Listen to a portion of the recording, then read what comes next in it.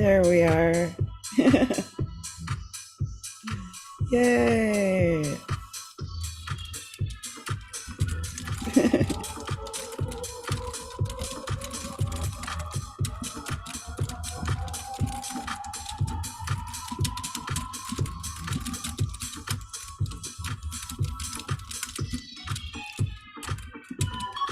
Yay. Okay.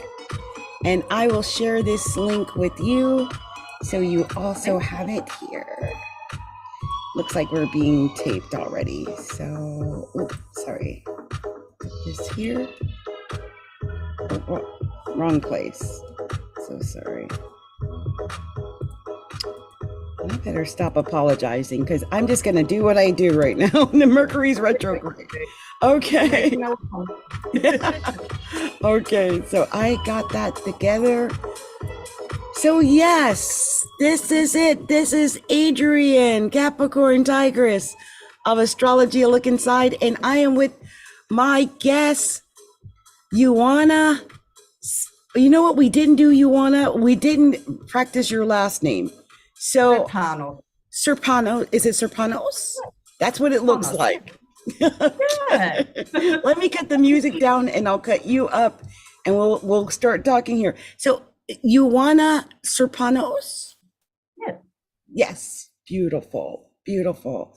Ioanna, thank you so much, by the way, for being here with me today. We are very lucky to have Ioanna here with us. She is a recognized and well-respected psychic medium and mentor who comes from a long lineage of psychic mediums and has been reading for over 20 years. And she's renowned for her accuracy, her honesty and integrity, and delivers messages from spirit with compassion, humility, and down-to-earth practicality. She's an industry leader in the training and development of mediumship and spirituality.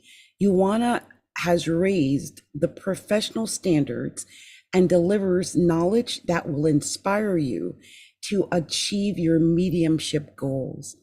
As an author, Ioanna has just published her book, Giving Spirit a Voice, which is available on Amazon around the world. And we'll get that link up there for you guys, whoever wants to get that book on Amazon. And her new book is a practical manual that guides you through the process of learning mediumship, of being a medium. And so we are very, very happy to have Ioanna here with us today. One of the things that Ioanna has shared with us here is that she's been communicating with spirit from a very early age and is highly intuitive, connecting through all of the psychic senses, the seeing, hearing, feeling, knowing, taste, and smell, that we'll go through all those clairs. And she offers private readings that cover mediumship, passing on messages from your loved ones in the world of the spirit. She does psychic readings, which is connecting to your guides, angels, tarot, and inspirers in spirit, or business readings. Ioanna was originally trained as an engineer and knows the corporate world of business intimately. She's a passionate teacher and follows her sole purpose by mentoring upcoming mediums, psychics, and healers through her connection to the teachers and inspirers in the world of spirit and in her life experiences. She offers one-on-one bespoke mentorship coaching, and she runs regular classes and workshops. And we're going to talk a little bit more about that, Ioanna, as we go along. I just want to take a moment to thank you for being here with me. Thank you. Thank you. I love it. I love it. Tell us a little bit about your story, because I mean, that's amazing how you got started, how you started so young, and how it's now branched into everything that you do. Tell us more about how you got started, everything. Yes. So first of all, thank you so much, Adrienne, for having me here. I'm so super excited to be on your show and to meet you and to obviously touch the to maybe touch the souls of your listeners in some small way today. That's my goal and my aim. And thank you so much for such a wonderful introduction as well to me. The thing, like most mediums, like most intuitives, like most psychics, that ability is always present in your soul's blueprint. It is present at birth. Whether you acknowledge it or aware of it or not is a different story, but it definitely is present.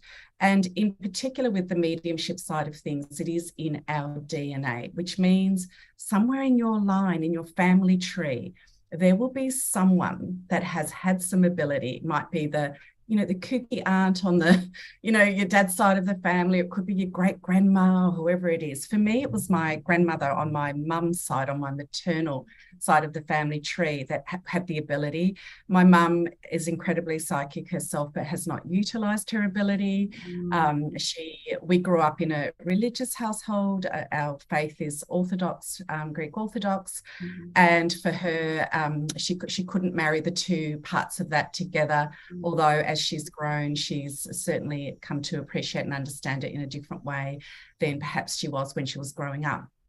For me, I was very aware from a very young age that there were spirit people around in my household. I used to see them walking around in my bedroom, 3, 4, 5 years old, and I was very aware of them. And initially, like any child, I was quite frightened. I would, be peering out from my bedclothes, wondering who these people were, what were they doing there.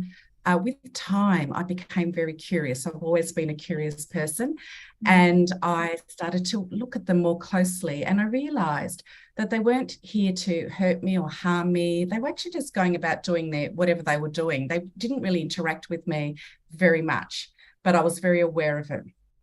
I have early memory of hearing my name being called out, and I would, hear my name, and then I would say to my mum, yes, did you call me? And she'd say, no, I haven't called you. And I said, yes, you just said my name. I can hear you. And she's like, no, because you try and make it fit into your reality of what you actually know. And as I continue to grow, like all mediums, we do have to learn to live here and be in this world. So I went through the school system. I went through to university or college, and I graduated as an engineer. But all through my schooling years, I was super sensitive. So I was the child that always had the mystery stomach complaints, that always had the anxiety, that always felt weird and separated, and a little bit not quite belonging and not sure why. And that is also a common thing for developing mediums and psychics and intuitives and empaths. And it wasn't until I embarked on my beautiful engineering career. I worked in the automotive industry, and I was very much a corporate high flyer. So by the age of 32, I was a general manager of a whole Australian sales division for a multinational company, and I was very much this corporate high flyer. So on the surface, it looked like I had it all going on. Amazing career. I had the dollars coming in, company cars, you name it, it was there. But I was empty. I was empty on the inside. I had, a real profound sense of emptiness and this feeling that I was here to do more, that there was a purpose, and I wasn't sure what that was. And so the way I made my transition was that I actually saw an advertisement for a shiatsu college, of all things. Now, shiatsu is a Japanese modality that is finger pressure, and it's a healing modality. And I found I was drawn to that. So I went to an open night, had a bit of a look, and before I knew it, I had signed myself up to this diploma while I was still in my corporate life, on the quiet, completely in the closet, never told anyone. So I'd rock up Monday to Friday in my, normal job, and then Friday nights and weekends, I was studying for this diploma. But the very first day that I arrived on my first class, and we were doing introductions, there was a beautiful lady opposite me with this beautiful red flaming hair and piercing green eyes. And she, I introduced myself as the corporate woman, and, we went round, and she said, I'm a psychic, that as in for herself. and she looked straight at me, like across the room. And I just looked at her and thought, note to self, keep away from the kooky lady over there. I'm not going near her, you know, so because I was practical, I was the engineer. And of course, I went to our first break, and who beelines it straight to me? This redheaded lady. So she comes over and she says, I'm really sorry to tell you this. I don't normally do this, but I've been impressed by spirit to let you know. I hope you realize you're psychic. And that was the first time that word was presented to me. It was the first time that I knew it was truth, because I got like chills down my back, and I thought, I don't even know what that is. And I asked her more about it. What does that mean? What do I need to do? And she said, you need to go and find a development circle, and you need to start developing. And I looked it up, and the rest is history. Here I am today. It's on. It's amazing. Yeah. So that's how you first found out someone actually saw it in you. Yeah. And, you know, a lot of people, it's very common. I find when I'm mentoring people, a lot of people will come to my readings, and a really good mentor will be able to look at the aura and say, do you have ability or not? And if so, in what areas, what clairs? And then be able to help you understand it. And it's always a choice. You don't have to develop it. Because you've got it doesn't mean you have to do it. So it's just about igniting the soul. And if the soul, it's in the soul's blueprint to do it, you'll do it. So for me, there was no way I was going to do anything else but this. And I've not looked back. This is my full-time profession. Wow. This is what I do Monday to Friday. It's what sustains me, what supports me.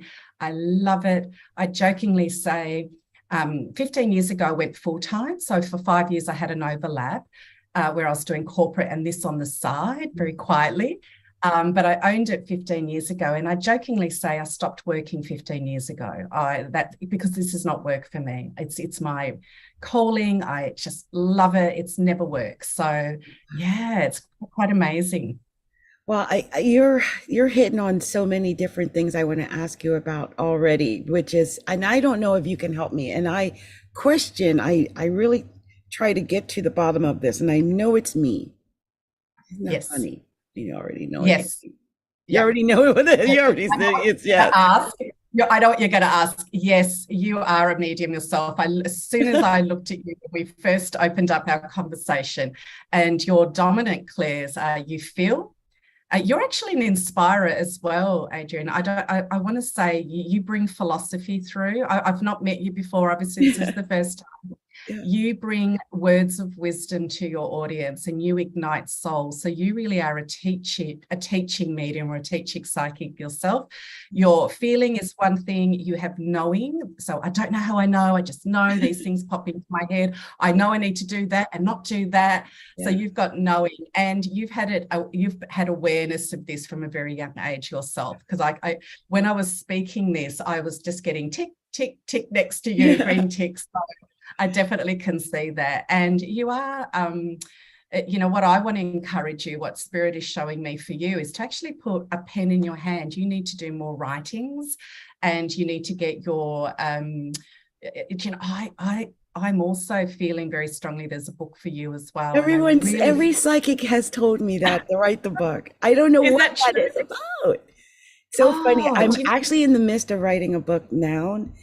I don't know how I'm going to get it published or anything, but I come from a huge family. And when you were talking about your family being psychic, my grandmother and my mother were so psychic. Oh my gosh. Yeah. I mean, I can't even put it into words how in tune they were to the whatever that is. Was just amazing. And it is all part of the God source. For me, you know, I do believe in God, and you know, my view or the way I resolve it for me is that, you know, God is the ultimate, it's the supreme force, and we are. You know, my beautiful mediumship mentor who just passed 3 or 4 weeks ago to the world of spirit, her name's Mavis Patilla. She, you know, talked about the droplets of the God source being in all of us, which for me was just such a beautiful, profound piece of analogy, that we all have that and we all resolve back up to this oneness, this whole And, so I feel that there is this lovely, if you're of service, and that's what it's about, I serve spirit. And if you are in service to spirit, you lose all the parts of you that are locked in the anxiety and the, am I going to do this right? Or what are people going to think of me? Or all that falls away because your main concern is to be of service. And a good medium actually heals both worlds. So we heal the spirit people, they are people, the communicators, and we heal the people left behind, which are us. So a good medium will bring forward information regarding the should-haves, the could-haves, the lost goodbyes, the last goodbyes, all the sorries, and also beautiful on the flip side, the beautiful connections, and that we're not alone, and that love is enduring, and that we do continue. And these themes are really important for us collectively as humans to feel that we belong somewhere and that we are not alone. And a good medium will also bring that through evidentially. And what that means is we need to provide evidence that we have who we say we have before we get to the healing parts of the communication. So you definitely, I knew with you, that's why I knew this is going to be great to see if you take that mantle. In terms of your book and what is, I'm going to give you a couple of little tips on that. I wrote my first book, which is Giving Spirit a Voice. So that's the little cover there. I know it. Great. Can you see the gear cogs? So that brings in my mediumship. engineering mind, the mechanics. And the way I wrote that was in 15-minute inspired slots in between sitting at the school waiting for my child's, for school pickup. I'd be in the car tapping away because I would wait for it to be inspired. But before I wrote, I would say to spirit, to God, to I would say, what is it that my readers need to know right now? And then I would just drop that little bit of info, even if it felt random to me, and a lot of my writings did. I just dropped them into a Word document, and then I started to edit it. And once I edited my book, I started to weave in my stories. So I guess I got all the theory in there. My book is definitely about how to do it. It's a beautiful manual for anyone that has no idea how to do mediumship, right through to the professional. And there's exercises in there, but I've woven my stories. And I do believe very strongly that we teach through storytelling, and having some of the stories in there allows people to anchor the knowledge to the story. So they remember the story, and therefore they remember the knowledge that goes with it. And one of the latest things that I've released is a companion journal. Mediumship journal. Love it. Yeah. Spirit Voice Mediumship Journal. And in there, the very first page of this, it's got beautiful exercises. I encourage you to get to know your soul. And the way I do that is I journal with a journal prompt of, my soul wants me to know today. And then allow yourself to journal. So we get into our head about what are we going to write, what are we going to say, what are we going to talk about, what is the next steps that I need to do. But our soul, which is connected to the God source, has the infinite knowledge and wisdom, and is able to bring that through if you make a time to get to know your own soul. And that's why I love that, idea. And that's one of the first things I've put in that journal, is to get to know your soul. I love that you're saying that, and you probably can see in my eyes I have a question. I ask this question of every person almost, and it's bothering me because it's not been solved. And I know I'm part of the problem. I don't know how to fix it. So I was born in abject poverty. I've gotten out of it. My daughter is now making money, but I still don't. I don't know why. Over the last month, though, I've had so many crazy opportunities, but I've been feeling like everything I do that goes toward money fails. So I almost don't even want to try to make money anymore after now. And I'm just like, maybe I'm just meant to, I always say I'm meant to maybe die like Van Gogh or something. I don't understand it. It freaks me out. I don't know if it's that I don't have support, or if it's just I'm blocked financially. I don't know what it is. And it's really affected me on a deep emotional place. Yeah.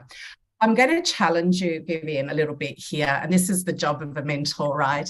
There's a couple of things here that I want to bring up. The first thing is, this goes outside of our control, is that we have what we call ancestral woundings, which means our great parent, in our lineage, there is a wounding. So for you, definitely it would be the poverty. That's what you've brought forward. And I certainly come from migrant families that came to Australia with literally a suitcase, like very much like the Americans. The Irish came over, the Greeks and Italians came over, and I can tell you I was raised in poverty as well. Not obviously so. So I'm not certainly not diminishing your experience. I know that people have been certainly worse than me. I became a sole parent, and I know I left a difficult marriage with $5 to my name and a 3-year-old on my hip. So I know the struggle. Mm-hmm. However, so with the ancestral wounding, what we need to do, because we are the light workers, we are the aware ones. So if we know it's going on, then we can do something about it, which means there are beautiful healers that do incredible work where you would do a course of healing. So I'm certainly not going to recommend one over the other. I'm a Reiki Here's master the crazy myself. thing. I don't mean to interrupt you. I am a healer. I am certified. Yeah. I can heal everybody else. I can show other people how to make $1 million, and I can show them and they will make the money. But if I do it, it doesn't work for me. Like I don't have the support. Yeah. Okay. Like we interact with other people. Other people would have to purchase from me, right? They don't buy from me. What is that? What is that? So I don't want to keep saying it's around. It's around deserving and believing. So I get it too. That the biggest thing for healers is, hey, I'm healing all these people, I'm getting miraculous things, but it's not working for me. And it's not, because you're also a human and you've come in to experience all the human side of things. And I will tell you, hand on heart, I go to other healers. Can I heal myself? Yes. But do I? No. I tell you why, because I need to also sit in a space where I'm completely letting go of the control and I'm being a full receptor of healing energy without trying to fix myself. When we are trying to heal ourselves, half of our body is the healer, the other half is the person that's receiving it. And we don't get a full experience that way. Okay. And when the theme is continuous, it means that there's many layers to this and we have to keep searching through the layers. But one of the layers that I'm really big on is watching what your belief system is, watching what your thoughts are around money. So I would be examining how you feel around money, because money's a tool. It doesn't define us. But what you're really saying, what I'm hearing is, I don't feel supported, and therefore I'm really saying that. I've got all these people, they're like flies all around me. Literally, if I add up the people that follow me on my social media, there's thousands, maybe 50,000, 100,000. I run several groups. One group has 26,000 women in it. Another group has 14,000 people in it. Even my astrology group has over 600 people in it. I mean, there's nothing I'm doing that doesn't have at least some thousands. And I'm like, wait a minute. I can show someone who's never done anything before how to make money, and they'll come back to me and go, I made $1,500 this week. And I'm like, what? I know. I'm like, what is that? What is that? And that is real, right? Because my gosh. Yeah. So go back and do some writing around. Okay. I'll be ready. Around money. Not just for you, like your ancestors. Do that first and foremost. Because interestingly, like I'm looking at your aura, and I can tell you something right now. You have, when I see money, when I read auras, I see it like a yellow brick road. Your yellow brick road is so wide, but I know it. I can feel it. Bottleneck. You know where it's bottlenecked? Right behind you, right here, which means It's your thinking. It's your thinking, and you just have to be aware of what your thoughts are. Like, catch yourself. And I'm big on mantras. I'm big on, using liquid chalk on your mirror, and you've got to see it, and you've got to think it and believe it and catch yourself, because a lot of this is subconscious. It's subconscious programming. I think it's that I know I'm sorry to interrupt you, Anna. It's that I feel like I know my birthright is to be rich. So I don't understand why it's taking so long. And I'm going to be 60 in a few months. And I'm like, what the hell you're waiting for? I don't want to get it posthumously. Like, I work so hard. And and by the way, I've got mentors and coaches and healers up the yin yang. I kid you not. The best. They have been working on me for years. Some of them just like, girl, I ain't got time. But because I haven't made the money yet. Everyone's just, I feel like it is a bottleneck, and I feel like it's very wide. Like, I feel like when it comes, should it come, which I really believe it will, I feel like it's going to be huge.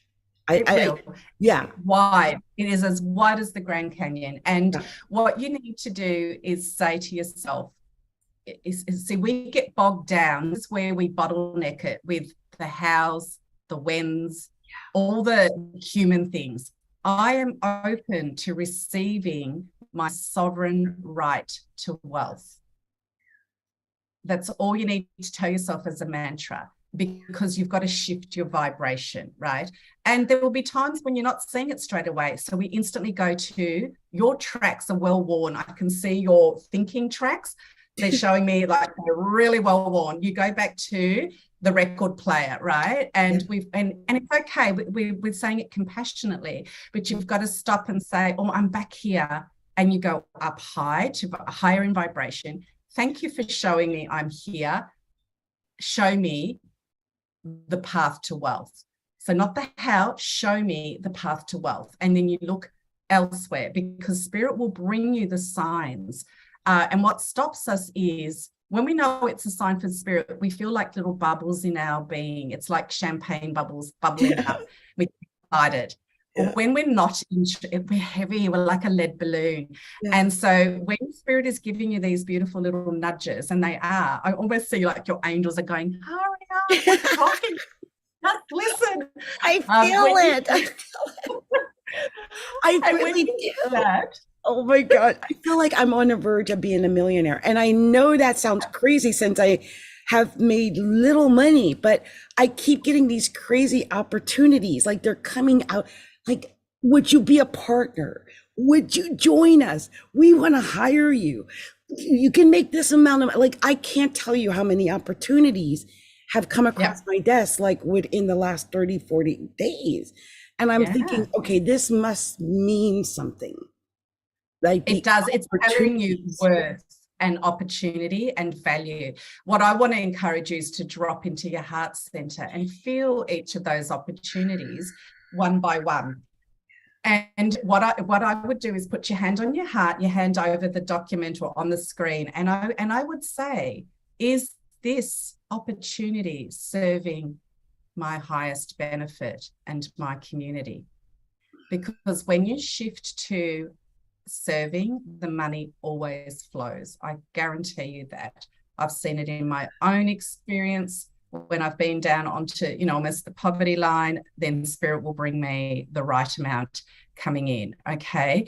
And you've got to say, does it serve my highest well-being, and can I serve my community? Because there will be, that, and you use the words flies, and it is like that sometimes. People will buzz to the light. The way my guides showed me is, when you are a light, and you are a light attracts butterflies, which is wonderful, but it also attracts moths. We don't want the moths, and moths can stream in, right? We want the butterflies, okay? And why we're saying that is because we want to be able to, not because people need us, because that's a boundary issue. We need to stay in our lane that is in alignment with our purpose. When you follow your purpose and your path, the money comes as a it's a byline, it's a result. It's not like when we follow money, we're not necessarily meaning we're following our purpose. And I don't mean that, you know, in our communities, healers and, you know, psychics and astrologers and mediums, we have this poverty mentality. You know, in my area, people say, oh, they can't be a genuine medium if they're charging prices, which just does my head in, right? Because we're offering a service as well. And it's our time, it's our, you know, all those things. It's a ludicrous thing to say, but a lot of our people believe it. Because it's like saying, it's like saying something that goes through my mind a lot. Yeah. And that is another area that is subconscious, that we think that if we're doing this work, we're not genuine. And we are. I couldn't be more genuine if I tried. And I'm incredibly humble with my work. But at the same time, you know, my rates, my hourly rates, they're not cheap, but they're not, there's people that charge way more than me. But I've learned to understand the value and the worth that I bring. I've changed lives. I've saved lives, people from suicide. I've done a lot of things through the power of spirit. And I am quite all right. I said to spirit, if you want me to do this work, then you have to support my physical needs. I'm raising a child on my own. I'm in my 50s, my lovely, so I fully get it. You look amazing. And I, at the same time, you know, we kind of go, right, how long are we going to be doing this work? I can tell you one thing. My beautiful mentor, she passed away at 83, just before her 83rd, and she was still working diligently and beautifully for spirit. And I feel I'll be the same, because remember, if you're on path, you don't work. You just love what you do. And that's the difference. You know, will I be working at the same capacity as I am now? Probably not. I don't know, though. I might work more or less. I don't know. But what I do know is that I will continue to work for spirit. And the deal was that they needed to support my earthly requirements in order to do that. And they have. And like you, we want to plan for the future. And particularly women, you know, we don't do this well. We don't plan for our retirement. We don't plan for, I don't know the structure in the US, but certainly here in Australia, we have what's called a superannuation fund, where we're putting money towards our elderly or twilight years and being able to support off that. You know, all these things, we don't do that well, because we are typically caregivers and servers, and we raise our children, and we do all those community things that we do. But we have to do it by putting ourselves front and center. We have to be the beacon. We have to shine our light in order to illuminate the path for others, including our children. You know, we can't be sacrificial to our children. We're not serving them. We're not showing them that they also have the infinite power inside them to be who they want to be. Yeah. I think one of the best things that did happen was this poverty issue, which felt like a curse. Whatever I did, my daughter, it skipped her. My daughter's making money. Now she worries, but I mean, she made 6 figures last year. Wow. And so I'm really proud of her. Yeah. They got a house and a car, and brilliant. She's doing well. Yeah. And so I sometimes, and you should be proud of that, because you've laid those seeds for her, right? Yeah. And you should be very proud of that for yourself, because you've shown her a different way. You've become what I call the circuit breaker. We cut generational issues. You know, my grandparents lived in a, you know, very small, they were in obviously wartime in Europe. When the Germans occupied their country, they took all their food. You know, there was no, they went through winter starving. There was a lot of poverty. But it doesn't mean that their reality has to become ours. We respect it, we honor it, we understand where we're coming from, and we understand our triggers. But we also need, if we truly understand spirituality, we know, and I don't want to belittle people's existences, I don't, because I know things happen. Sometimes shitty things happen, and we know that. However, if we are consciously working towards rewriting our personal histories, we may not get it all done in one lifetime. That's okay. But we are planting seeds for our generation, for your daughter. I have a daughter as well, for their children. and their grandchildren. We're changing the dynamic, which is really beautiful. It really is. It's funny, I had buried my mother in a pauper's grave in Kentucky when we moved there. My daughter was there helping me to take care of my mother in her last days. And when she died, we didn't have enough money to do a regular funeral. We had what they call a pauper's burial, and they buried her near a landfill. So it was very painful because she didn't have a headstone, anything. So one of the first things my daughter did when she made like her first $250,000, or how, I don't know how much she made, but she got her a headstone. And it touches my heart even to this day, because we both felt that pain of having to bury her in her landfill without just a markless grave. It was horrifying. And your mum cremated because it was too much money at the time. And your mum, I can tell you, hand on heart. First of all, I feel like I do have her as you're talking about that, because I'm hearing her say, it is okay, it is okay. When I look at her, I actually see you're very similar to her. So if you looked at your mum and you looked at you in the face, you're actually identical. Yeah, your mum got like, is that true? Your mum got very, she lost weight in the upper body. She was still a little heavier in the lower body as she got older, and she wore her hair short before she went to the spirit. And she, she's telling me life was hard for her. She had what she would say is a despairing life.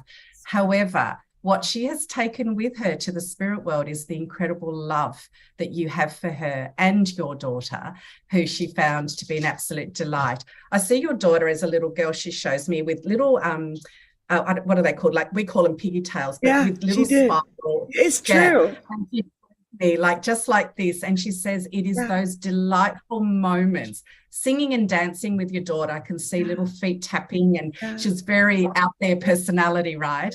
And also your mum is showing me some sort of blessing ceremony when the headstone was laid, and I feel like there was flowers that were placed. I don't know if it was like a incense or a smudging, I'm not sure what it is, but she gives me the smell of perfume, beautiful flowers, and she knows that is the body. And I understand your grief, and there's nothing worse than, thinking that you haven't done the best by your family. And she's like, I feel like I want to call you, I don't want to be disrespectful, but I'm hearing her say, girl, like she's really giving you like, she's like, girl, like that is nothing. I am here, and her soul is eternal. And she says, that is like putting the clothes in there, but I'm okay, and she is okay. Was she very close to her? There's a gentleman that stands with her as well, my darling. He wears a peaked cap. He's beautiful. He's an older gentleman. So I don't know if this is dad for her or a husband for her. You said but I feel it's a father. A pink cap? Yeah. That's, I think, my grandfather. Oh, and they were very close. Is that true, my darling? Was he like a father for her? Because he comes across like a father figure for her, for your mum. I think if it was, they call him Uncle John, her dad. I talk about it all the time. They fought like cat and dog. That's what I heard. But when she used to reminisce about him, he was a Cancer, she was a Leo. She would talk about how they would go to the movies and they would come home singing and dancing. Like, can you imagine dancing down the street with your dad? And that's her memory of her father. So I can see him. He's beautiful.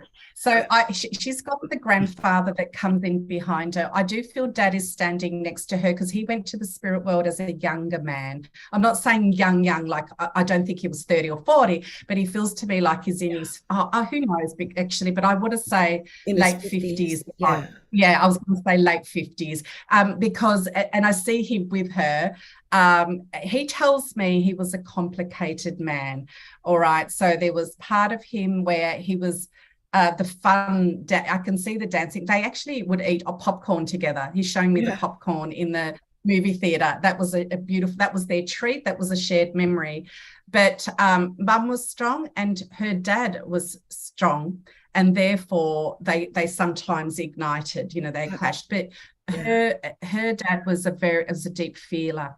Yeah. I feel him carrying the weight of the world very, very deeply. And so they are reunited. And that's what you need to take away from, yes, we can get hung up on the one thing that caused us a lot of pain, but she's almost like, take that away. That's nothing. It wouldn't have mattered for her because she knew the circumstances. She wasn't expecting, a big headstone with gold and gold embossed. She wasn't expecting that. And what she did take, though, was the heartfelt love. And she's got it here in her heart. And she says, that's what I take away. And your daughter was an absolute delight for her. I can honestly say her. It. It's so true that you said that. And I feel like your daughter has a necklace with your mum's initial or something that your mum gave her around her neck. So just check in with your daughter to see. There's something that she wears around her neck that is in remembrance of her grandma. So, and she's just smiling. So you put your head up with pride. You did the best that you could do in the circumstances that you had.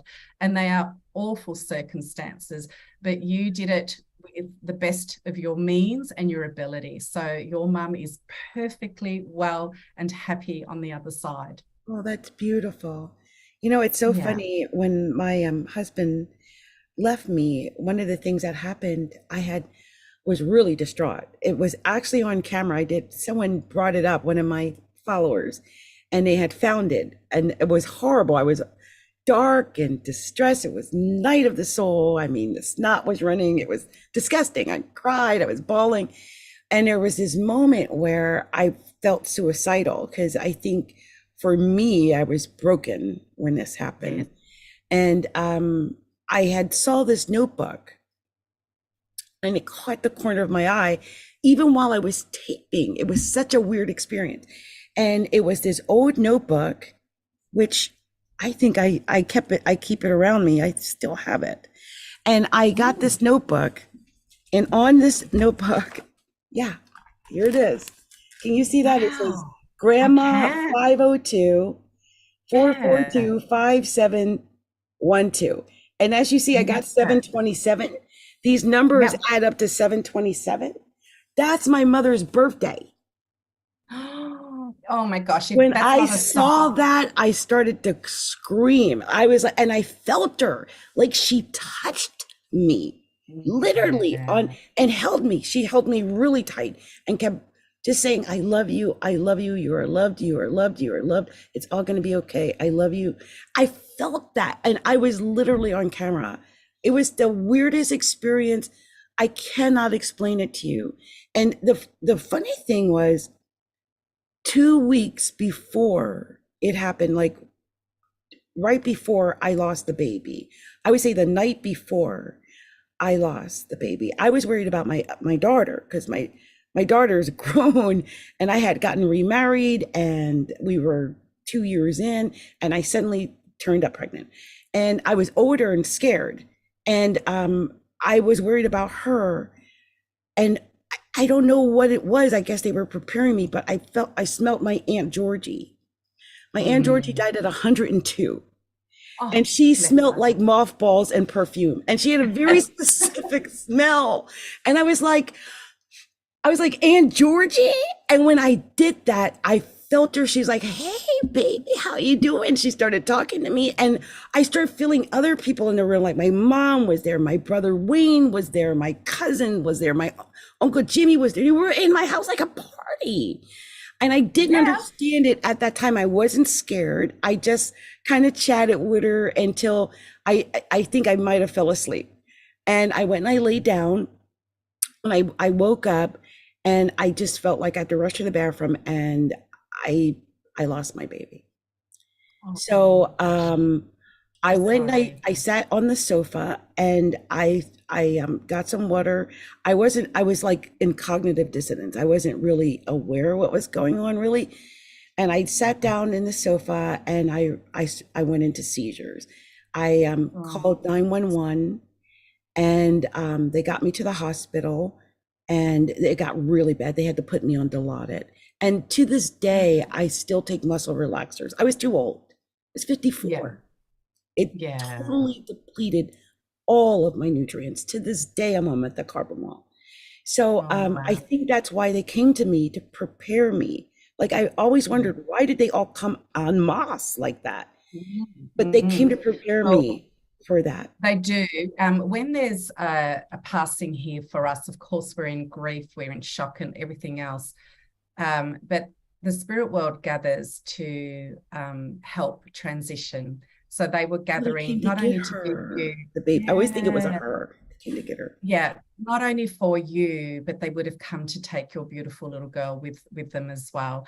And for them, it is a birth back into the spirit world. It's a celebration. It is a party. So you use that word party, and it Oh is my a party on the other side, because they welcome them back in and they're excited to have those souls, whether they're in utero, and I've lost a couple myself, so I know the anguish of that, or whether it's they're 96, like it doesn't matter, because it's still a birth on the other side, and they are still very much there. So you never transition alone.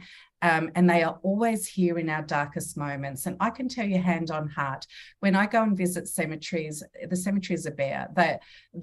There's no spirit people there. They more often than not will drive in the car across to the cemetery with you. They'll be there at the grave, and then they'll come back because they love you and they want to be in your home. They don't want to be stuck in a cemetery. Hospitals are full of spirit, like when you walk in a hospital, because of course, like you would go and visit a loved one that was unwell in hospital, so do they. They come in and they look and they offer their love and their care and their support and their comfort, and they give you those affirmations, those words of love. And I do feel you're being incredibly supported, but I also feel they've gathered for that little baby. They were going to take your beautiful little girl with you. And as sad as that is for us, it's also comforting to know that they don't go alone, and that they are very much taken with care and with love to the other side. So, and you've just had this incredible experience. So please take it hand on heart. You are such a medium yourself. You just got to accept it. Start inviting spirit into your life in that way. Start talking to them and ask them to help you in all areas of life. And they love doing it. They love helping.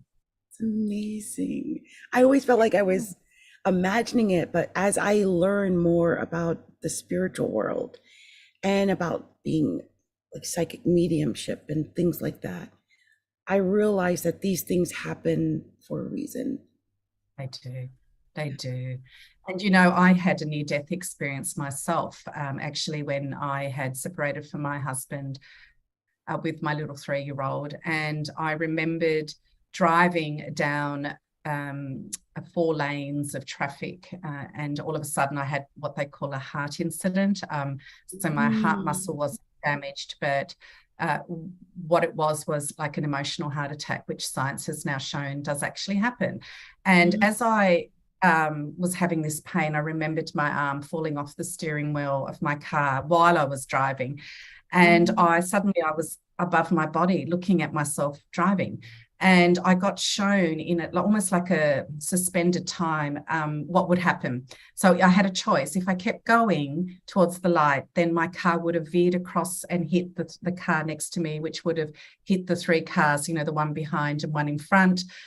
On the other side, the person would have seen me veer and sort of do this little maneuver where he would have also hit someone else in the shock of my car moving across and hitting people. There was going to be so much drama here on that day. Yeah. A total pile up. And I remembered looking up and seeing and feeling embraced and feeling incredible love and inclusion, and so much so that I grieved that experience when I was back here for a long time, because this was an incredible, you can't even put words in it, but you just felt so treasured. And that's spirit, that's heaven. And when we are embraced like that, there's no pain, there's nothing. You are so loved. But my daughter was only 3. And I remember in a split second, I had this lovely, almost this angel looking at me saying, "What do you want to do?" And I was like, oh my gosh, who's going to raise my daughter? I thought, goodness me, and I was back in for my child. And I then went to, I don't know how, I went outside of time where I was on that freeway. It should have taken me 20 minutes to get to my place of work at the time. I was there 5 minutes later, so time just sped up. I don't know what happened. And just as I got to my place of work, my beautiful assistant was just opening. I had a healing center. She was opening the center up. And I said to her, I think I'm having a heart attack. And she said, quick. And she moved me, got me in the car and pretty much took me to the emergency. And they confirmed afterwards that I had, they called it a heart incident because they said, you've had all the markers of this, but there's no damage on your heart. So they were like, what can we do? And I can tell you that incident heightened my ability and completely changed my life, because I got to witness just momentarily, I had a peek into the other side, and I kind of went, wow, that's where we're going to, and that's pretty incredible. But I also know that we're here to learn, to make a difference in lives, to have our lives impacted in beautiful ways through friendships, you've created incredible communities. Thousands of people are following you, right? You're touching all those beautiful women, and I don't know if it's men in there too, those wonderful lives that your life is giving for them, those words of wisdom, those experiences that you've had. And we really don't know what an impact we're making until we go to the other side and we do life review and we kind of go, wow, I actually made more of an impact. Unfortunately, we don't get to see it. We do from the other side until we go to funerals where people get up and speak, and you hear amazing eulogies where you think, wow, I didn't know that person did that or helped in that way. And we don't get to see that. And, life is, we just get on to the next thing and the next thing and the next thing. So we never take stock. We never stop to look back and say, how far have I come? And what have I achieved? Because you need to be really proud of yourself. You've come from total poverty and look where you are now, today. It's weird. Ioanna, I was taking stock of what I have and what I don't have, because I always say, oh, I don't have the money, da, da, da. And the reality is I had what they call shiny object syndrome. And so I was buying a lot of things. And so I actually have 262 commercial items that I own, which is insane. Yeah. And of course, in order to own 62 software programs, you had to have spent money. Yes. I obviously been making money, right? See? That's what I'm saying. Now, let me tell you something else. This is this is going to be my first time announcing this because I'm really proud of it. But years ago, I realized that there was money in building websites. A lot of people didn't catch on until like the pandemic. Anyway, I'm ahead of the game. I own something like, I don't know, 40 websites. So I went on to GoDaddy, one of the hosting companies that now tells you how much the site is worth on GoDaddy. But I also know that if you're selling sites, you're supposed to sell them for 4 times that amount. So I wrote down how much it was, and I realized I'm worth over 150 grand just in my websites. I sold them bare bones. Yeah. And if I were to sell them, market them up, I could probably get well over $250,000. And so it was a weird experience because I keep telling myself I'm about the poverty, and I'm like, I don't really think you're in real poverty. As long as I could sell those websites, I'm not poor. So you've got to shift your mindset, because it's funny, because Spirit told me she's not in poverty, and I got that really clearly. That's why I could see your whole yellow brick road so wide. What clamps it is what's in your brain. So I catch myself. Oh, we're just because when you look back and you see that you own these 40 websites or whatever, and they're worth on paper a certain amount, and you're thinking, but what am I doing wrong? And you don't realize you might not be doing anything wrong. It's just not the right time. It's all leading perception, to it. Right? Perception is your reality. You've got to perceive. So really shift gears in your thinking, because you are phenomenal. So thank you so much, Ioanna. And I want to tell you something. I'm in a manifestation for money class right now with a coach. Yeah. She's working on me. Lovely, lovely. Let's see if it works. Beautiful. And accept it and allow it to come through. I want to thank you because I feel like for some reason, talking to you today, I felt clarity on this subject. I always ask when I get you guys in front of me and I know you have insight knowledge, I always ask this question because it seems like it's taking so long. Yes. And I didn't understand. Remember, time is an illusion. So if I can get down to my place of business in 5 minutes, which would normally take 15 outside of time, then time is an illusion. So you're focusing on TikTok, the time is, I'm 60, I'm whatever you are, and you're focusing on that. No, you've got to say, I am rich in this now moment and I will continue to be. And that's all you need to say. Now moment. I love that. That's all you need to say, because that will radiate out. Our words, and this is quantum physics, creates our reality. So science has proven this. So what you are telling yourself every day creates your reality. So it's really important that you observe your thoughts really clearly. Wow, that's crazy. The funny thing is, although I catch myself talking about what I don't have, there's this deep internal part of me. Ioanna, I already saw my mansion. I saw it when I was 6 years old. I know exactly what it looks like. I know exactly where the rooms go. I know exactly what the layout is, everything. I know it's supposed to happen. And I'm still waiting. I know it's coming. And I don't know if it's from a prior lifetime, but it has to be this lifetime. It just, the modernness of it don't all. Question it. You just say, I know it's coming. I know it. And you just say, show me the next step to achieving it. Show me the next step to achieving it. That's all you've got to do, and you can do it. I'm a firm believer of that. I feel anything that you put your mind to it, I've witnessed it myself. I'm big on vision boards as well. I have a little screensaver on my iPhone of all the things that I want to work on next. And one of the things that I did, even during the pandemic, and we lived in a city that has the record of being in the lockdown the longest, but I had a few simple things on my vision board. And one is to be out in nature in a tiny house, those little tiny houses as a little break. And I put that up during the pandemic on my vision board and didn't think anything of it. But my vision board is front and center. I see it every day. At the end of the pandemic, I had ticked off everything on my vision board except I haven't gone to the Red Centre in Australia yet, Rock or Uluru, as we call it. That's the only thing that's still on my vision board. Everything else, including the tiny house I managed to do in between lockdowns, which was crazy, right? Because we got them at great prices because everything was all, up and down.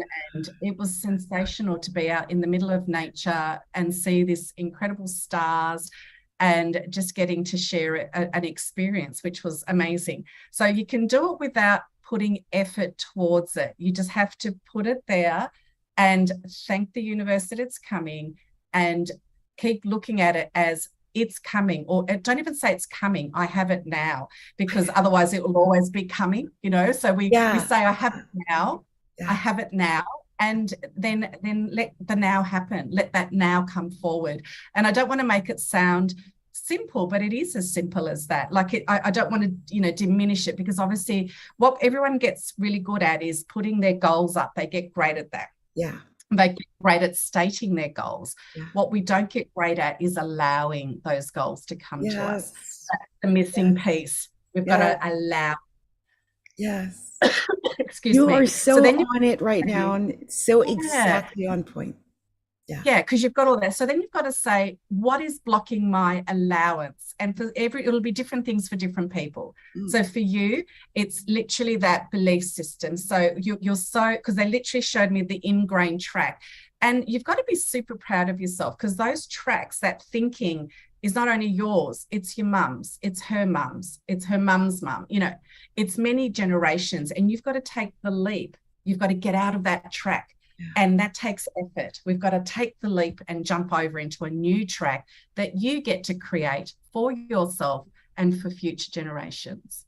I feel like I was the 12th monkey in my family. Like, they were, My mom was considered like the black sheep. You know, she was had 5 children out of wedlock and lived in a poor city on the poor, all of the stuff, all of the stigmas you can imagine, right? I went through. And my brothers, they ended up in jail, issues. One brother went in the military. He listened to me as an astrologer, so his life was spared. But I feel like I was the 12th monkey. I went to school, I got jobs, I raised my daughter, I took care of things, and I stayed out of that, whatever that was. And Yes.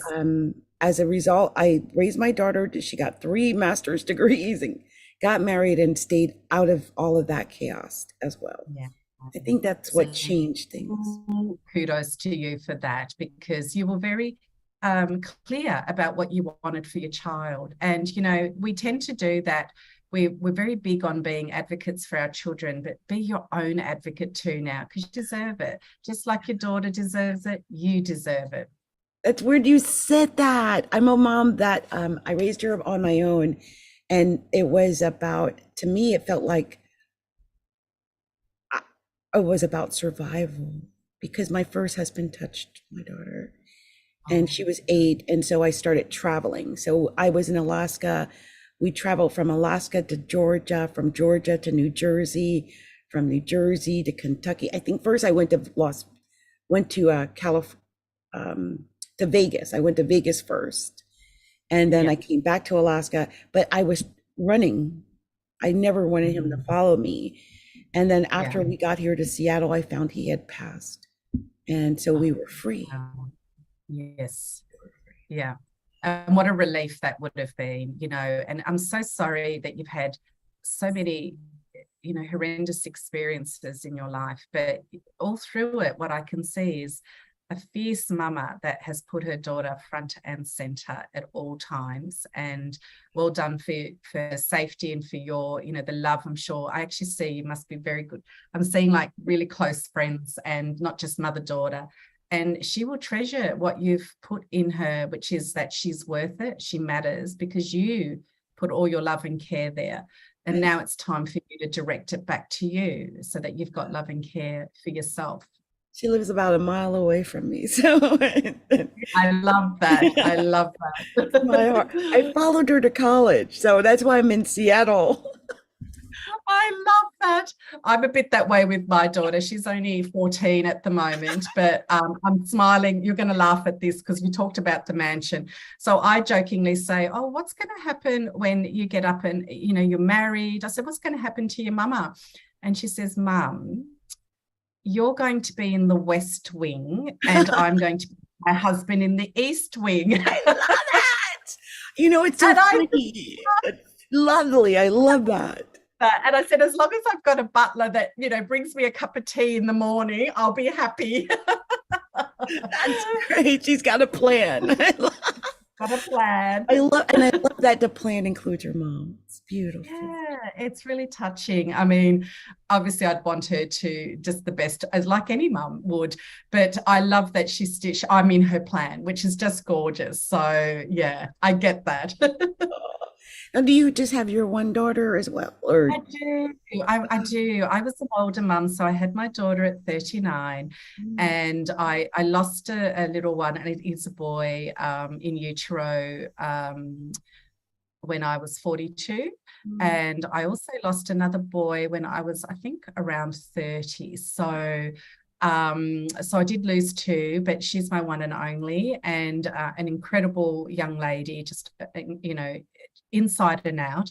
And I have tried to, you know, give her a positive outlook in life. So my life was very different as well. Growing up, as I said, I grew up to migrant families, and I also was subjected to a little bit of, like, I grew up in what we called in the 60s was white Australia. So anyone that came in from a different ethnicity was picked on, and so I was subjected to racist taunts for being, you know, the Greek kid that came here. So I grew up in a different environment. Equally, so I had those experiences, but I also had beautiful friends as well. So I had the 2 contrasts. But always, and of course I had the funny name. It wasn't a British name. It wasn't an English name. So you can imagine, with all that. And so I also grew up in an environment where, even doing engineering, I was one female in a class of 110 males. So you can imagine, just even a woman in the 80s learning or studying engineering, it was very much a man's world. So I've grown up in a man's world, and had to really prove myself as a female and as a female engineer and everything that comes with it. And so for her, I've tried to show her that the world is abundant, and to encourage her to have a voice and to allow her to be whatever she wants to be. So I'm always telling her, you can be what you want to be. And that's one of the things. I was lucky. I had a very, my dad is still here. However, he's a complicated man himself. He grew up in an environment where he lost his mum at a young age. He was a street kid for a while, worked his way up to creating, a solid family unit for us. But with it came a lot of different things as well. And he always said to me, and I'll never forget, he said to me, those people that succeed, they have two legs and you have two legs. They have two arms and you have two arms. They have one brain and you have one brain. So in other words, they are exactly like you. And he said, all that is different is that they have the will, and he called it will, to do something. He calls it power. So he said, you've got to have the power to do something. And I never forget that, because I did fail my first year of engineering. I actually did fail. It was the first time I'd failed. I had never failed before. I was always a bit geeky and nerdy with my studies, and I was mortified. I had no idea how to fail in terms of academic stuff. And he said to me, do you want to be an engineer? That's his question, because I was devastated. I was crying. I was upset. He said, do you want to be an engineer? And I said, yes, I do. I was all upset. And he said, well, you haven't failed yet. He said, you will fail if you don't go back. He said, you need to go back and do it. And I was mortified. I was embarrassed. I had to repeat subjects, and my classmates had moved on to the next year. And here I was again in first year.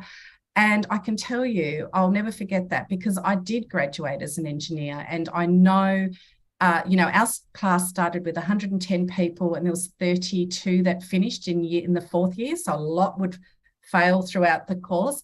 I stuck it out, and I stuck it out as a woman. And not only that, I then went on to a career where I fought to be seen, be heard, and then excelled in my field. I became top in my field because of what my dad said to me, which was, you will fail if you don't go back. So in other words, if you don't meet your dreams, if you don't do what you want to do in terms of your purpose, then you would do it. And he said, failure happens. Like, you will fail subjects, you will fall over. There may not be enough money, things will happen. But he said, but if you've got to get back up and you've got to keep going. And I never forgot that. And that's what I've tried to put into my daughter as well. When she has troubles in certain areas, with her studies or whatever it happens to be, sometimes she'll say to me, she gets a little anxious at times, Mum, will I have a good day at school today? And do you know what my answer is? I don't say, oh, yes, of course you will. I turn around and I say to her, I don't know. Are you going to choose to have a good day today, my darling? And she looks at me. I said, because the power's with you. You get to choose that. And she'll go, yes, I am going to have a good day. I said, great, go out there and have a great day. And when I check in with her at the end of the day, how was your day? She goes, oh, it was excellent, Mum. And I'm trying to teach her that what we bring to the table in terms of our thinking will allow us to move forward positively or otherwise. And I just want to really teach her that we get to choose that. And when people upset her, I say, are you going to give your power away and let them be the boss of how you're feeling for the rest of the day? Or are you just going to say they are having a bad moment, they're in pain or whatever they're doing, but it's not going to affect me. I can help if they allow me to, but I will keep going. So I'm trying to show her that it's not always about us. We feel it is. And this is where, you know, people will come to me for readings and say, I think I have curses because this, that, and the other's coming. And it's not really that. It may be, but it's not.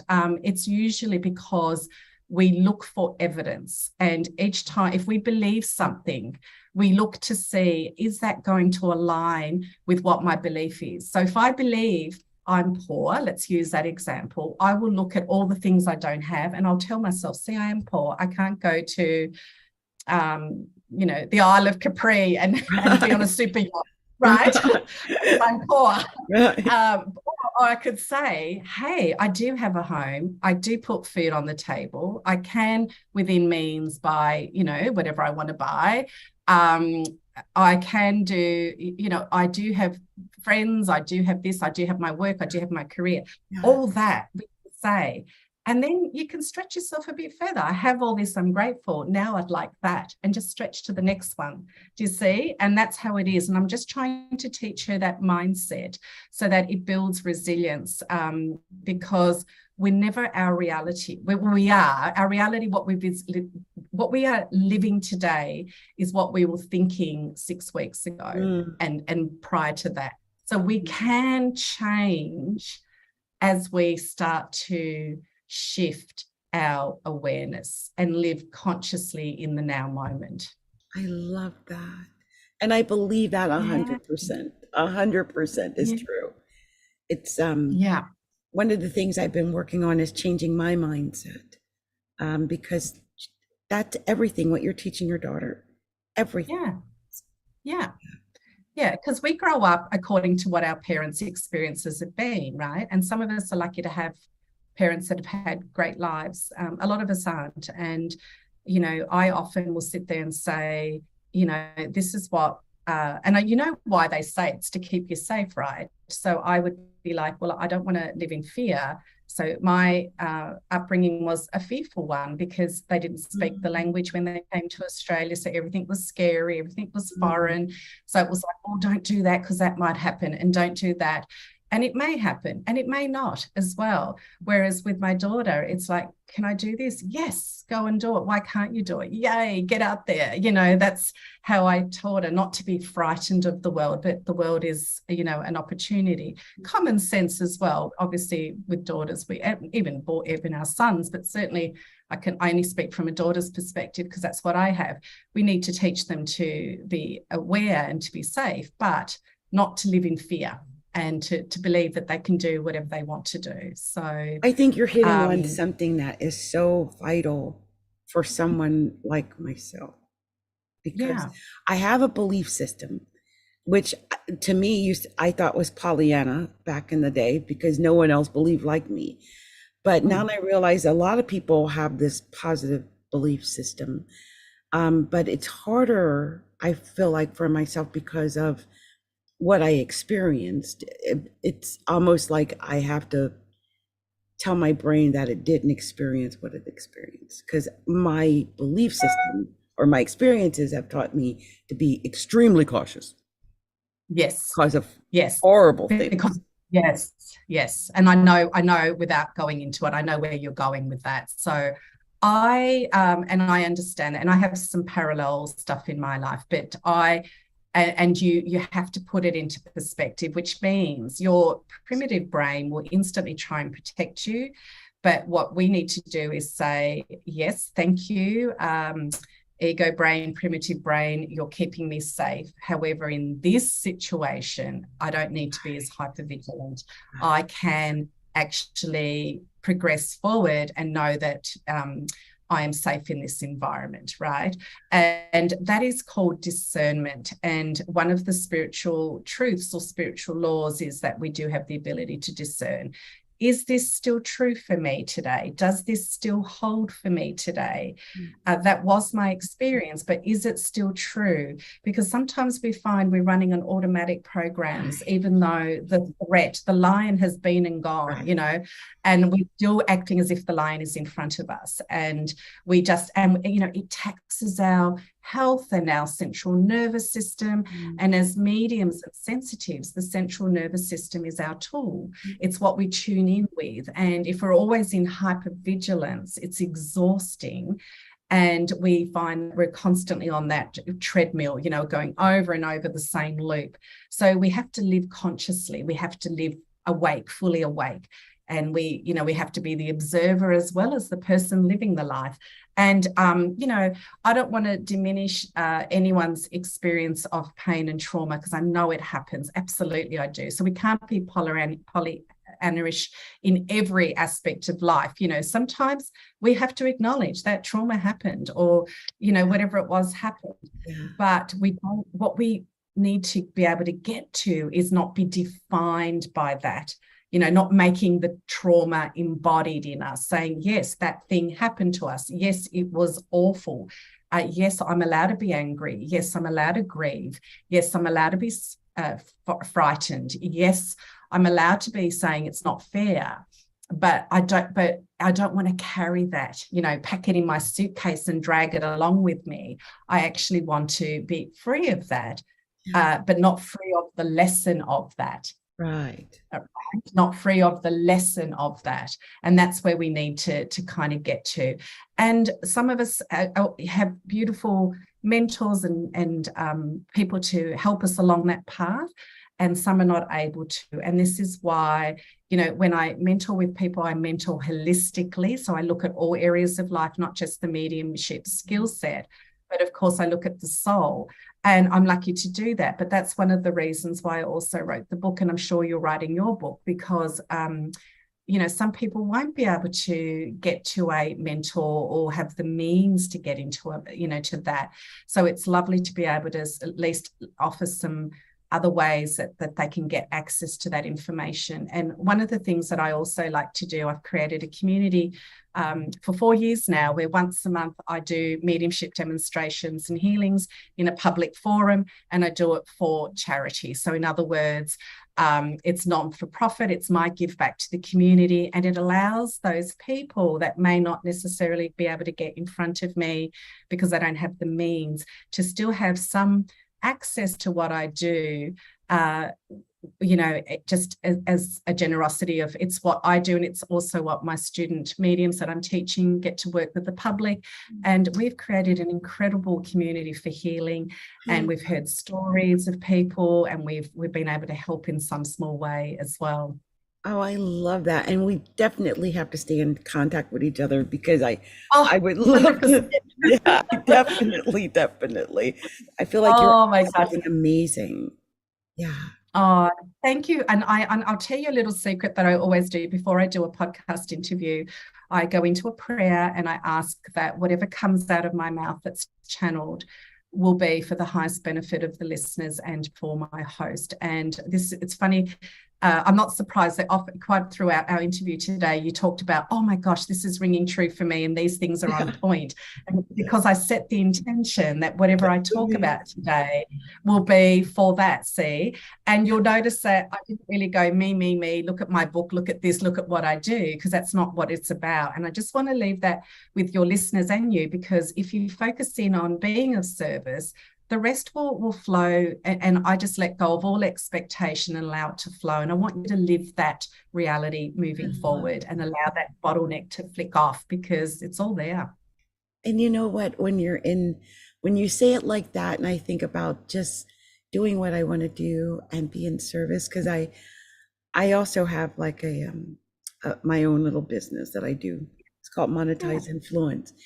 And it's about contacting different people like yourself, like influencers, and talking to them about different ways to help their business. Yeah. That flows with me, and I can feel myself being able to be of service when I do. So always set that intention, Vivian, because when you set that, spirit will move you to offer things and say it in a way that's going to be acceptable, that's going to cut through and get to the core of whatever the person's looking for, that's going to uplift them. And as we know in business, you know, we plant seeds and they may not. I get people that come to see me 3 and 4 years later and they said, oh, I've had your card in my bag for 3 years, but now's the time. And I always trust in divine timing, because some people will are not ready to make the shift yet. And that's okay too. And we need to be kind and compassionate and empathetic with those people too. You know, we struggle. Oh gosh, I certainly have struggled with things and still do. There's things that go on that I'm not quite ready to release or unhook from. And that's because there's still learning to do, or it could be something else that's deeper that I haven't discovered yet. And we need to be okay with ourselves, because we are perfectly imperfect, exactly as we are, without having to always strive to fix ourselves or do things for ourselves. We just have to learn to just say, I'm perfectly imperfect, exactly as I am, and I will continue to help and to serve others for as long as I can, providing you are serving yourself first and foremost. It's so important that you have to fill your cup up first and foremost in order to be that shiny beacon and that illuminated flame for people to see. And we just have to show the way. We don't have to tell them. We don't have to do the work for them. We don't have to even get them to agree that they're going to do it. We just have to shine a light. And if they choose to see, and they will choose what they're seeing as well. It's not for us to tell them what to see. They will come along. And if you've done that, then you've done your job well. You've served humanity well. That's beautiful. I'm just going to just relax into whatever it is that I'm doing and just allow it to flow. I do feel like I wanted to rush things, but it's coming in its own time. Just allow it. I just saw a huge weight lift from your shoulders. You've already relaxed. You've already just gone like this. And you watch and see how much you'll get done now, because you've let go of the striving energy. We're just going to be. Yeah, I was, and I'm a gen. I'm a generator, and I really should never push. And in human design, you're not supposed to push if you're a generator. Yeah. Correct. You're right. I need to just relax and let it happen. Yeah. And enjoy what you've already done and take joy from that. And already with what you've done, don't wait to get joy. Don't wait until, just take joy in every now moment, because that joy bubble keeps growing and growing and growing as you take time to just appreciate it. Thank you so much, Ioanna. You're amazing. You're absolutely amazing. So, okay, share with us again your book. So I want to make sure they get your book. So I've got a couple of things. So I've got Giving Spirit a Voice, a mediumship journal. So that's a companion book journal. It's a journal to develop with, compared to Giving Spirit a Voice, the mechanics of mediumship, which is my how-to book on mediumship. That's how I do it. I also have an app that has exercises in it that is on the App Store and Google Play. And that is called Spiritly. So Spirit LY by Ioanna, so IOANNA. And in there are some audios. There are some clearing meditations, setting attention, and also how to get into the power to actually open yourself to read. And there's a whole heap of psychic exercises and mediumship exercises in there. So that's a great little tool to use, which is beautiful. Certainly join me across on either my socials. You're more than welcome. I've got an exciting announcement later in the year with regards to online learning. So I'm really excited to do that later. So you'll be the first to hear about that on my socials. And really, if you just want to reach out, I do mentor and teach all around the world, obviously via Zoom while we're in the pandemic, but I do travel at times as well. I'm looking forward to traveling again. So if any of your listeners, want to get in contact that way, certainly reach out. More than happy to help. And just, allow yourself to just be and feel your way through this. There's no comparison in all this. We all bring our own unique set of gifts and abilities. And, one of my fortes is that I do mentor holistically. So not just the evidential mediumship, but I also, because I come from a strong business background, I've set up a lot of people that are now working mediums in their own right. And one of the things that I do is one of my signature readings is actually what I call a life map reading as well. And that is for people that are at crossroads, want to know what am I looking at to focus on in the next 12 months. what is my purpose in life, what are the things that I need to work towards, and it literally is like a guidance system, like a map for that too. So they're really great to do as well. So I appreciate your opportunity that you've given me here as well, Vivian, just to reach your beautiful audience members, and certainly to connect with you. I just loved your energy today, so I can't thank you enough. It's been such a pleasure. Thank you so much. And I was just going to say, make sure you put your links up in here, and I'm going to share with you my. Okay, absolutely. Just in the chat. Is that correct? Yeah, I'm putting it. I'm going to give you my Facebook group too here in the chat. Oh, beautiful. So you can join me on Facebook. Yeah, definitely. Yeah. And yeah, whatever you put here in chat, it'll show up in Zoom, and I can take it and stick it on to everything that we're doing, so I can. I really love that. That's amazing. I really appreciate that. So I'll just drop that in shortly, so that I'm just doing it as we speak. So that is really great. So I realized we kind of went over a little bit, but you were very interesting, and it was too good to stop talking. So it's quite all right. Yes. So I my pleasure. Wanted to thank you so much for coming and doing this with me today. You've been amazing. I asked you so many questions. Thank you. I appreciate it truly. So I do something. Oh, go ahead. What were you going to say? I was going to say, it's my absolute pleasure. And today we actually have, you're going to laugh at this, in Australia, we have a holiday for our football grand final. So I guess it's like your Super Bowl. We get a day off. So today is like our Super Bowl equivalent. And so I have a very, chilled day today. So we'll be firing up the barbecue and doing all those things that we do in Australia. Yeah, that's awesome. So I'm laughing to myself, but I wanted to thank you. And also I wanted to tell you that at the end of my show, I usually guess the zodiac signs of my guests. Oh, great. So I have been secretly watching you and trying to decide what it is you are, because you come off as several different potential possibilities. The first sign I'm going to guess is either, I'm going to say Gemini or Virgo or Capricorn or maybe Libra. What are you? I see you. It's none of those. I had a feeling you were going to ask me. So I actually printed out all my, whatever things are in what I'm not an astrologer, I apologize. So what my planets are, whatever. I'm actually a Taurian. I knew it was going to be Taurus. I wanted to say Taurus, but I was waiting for you. Did you see my mouth? I was waiting like she's going to say Taurus. Do you know almost every week, Tauruses get me every time. Every time. It's crazy. I love it.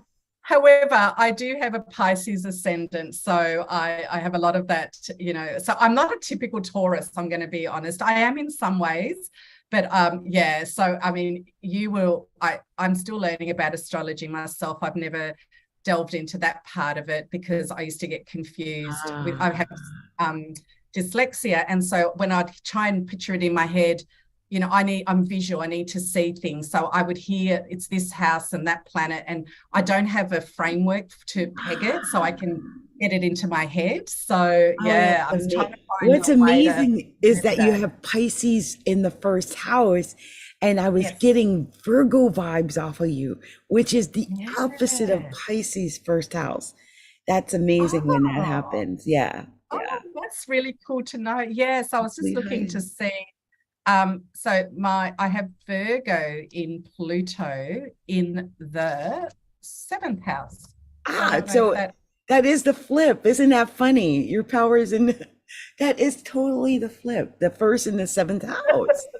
So yeah, that's amazing. Like opposite, isn't it? Yeah, that's I've got it. So yeah, it's quite interesting. And then I noticed that I have 2 houses that are missing in my chart. So I only noticed that today when I was writing this out for you. So I thought I must go and look that up now and see what that actually means.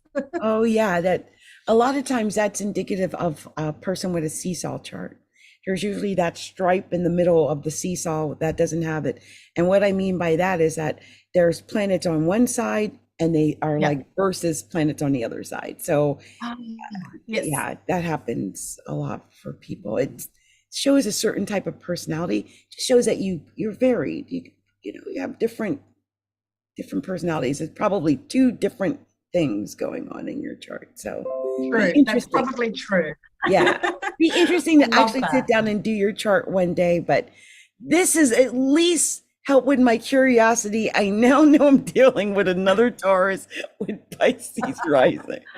It happens so often. It's hilarious. It's hilarious. I love it. So I'm going to take your links. I see that you shared with me here. I'm going to get those onto our YouTube channel, and also I'm going to share those wherever this video is. So I'll make sure people get so much. I really appreciate that. That's wonderful.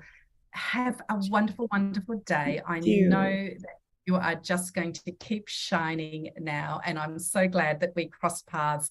It's just been wonderful, and thank you again to your viewers and your listeners. It's such an honor and a privilege. Much love to you, Ioanna. And I'm going to put on some music.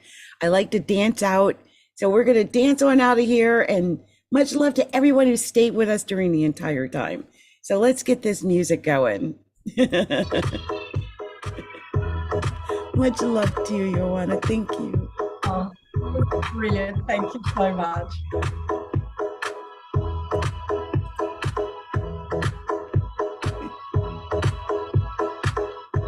Yeah. You're stepping up for the day. So many blessings. So glad I met you. So glad. Thank you. Thank you. Bye, everybody.